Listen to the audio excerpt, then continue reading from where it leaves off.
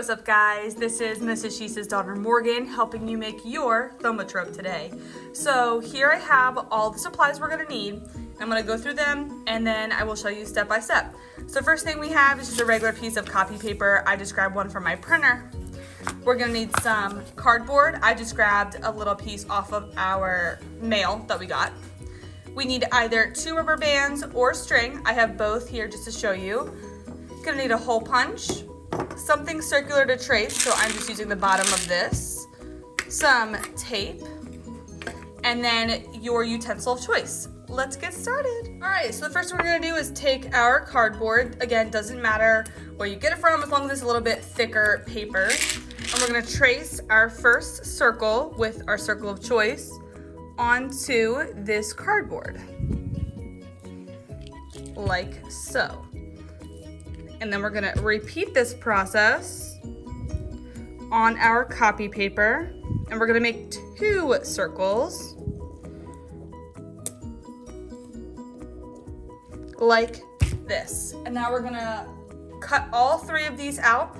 So we'll have 1 on the cardboard and 2 on our copy paper. Okay, so now we have all of our circles cut out properly. Again, 1 from the cardboard, 2 from the copy paper. And now we're gonna start working on our drawing. So based on Mrs. Sheese's example this morning, I'm going to do the flowers in a vase.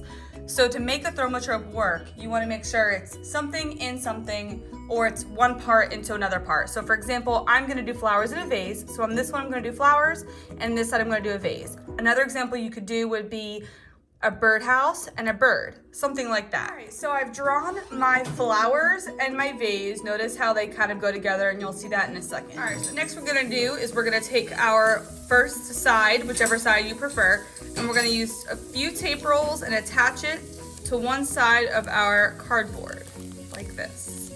Mine's not even, but that's okay. Now, you see here how we have the flowers facing up and the vase facing up. What we're gonna do is with this hand, or whichever, flip it this way. So now if you flip it over, your flowers are backward. This is how you'll be placing your vase. So if I had taped it already, you'll see that this side is upside down when this side is facing up, and vice versa. And we're gonna be punching holes, if I can do this correctly, on each side of our picture. Just like that. All right, so the next thing we're gonna do is I already have one done, so I'll show you with your rubber bands. We're gonna push it through the hole punch, and we're gonna push it through again the other side to almost create a knot like this. So on both sides you'll see, or you can do this with yarn, doesn't matter. All right, so here's our final product. We have both ends done, and I'm gonna twirl it in the camera. We'll see if we can see it. Looks pretty good, not terrible. Mrs. Sheese's might be better than mine, but that's okay. She's busy.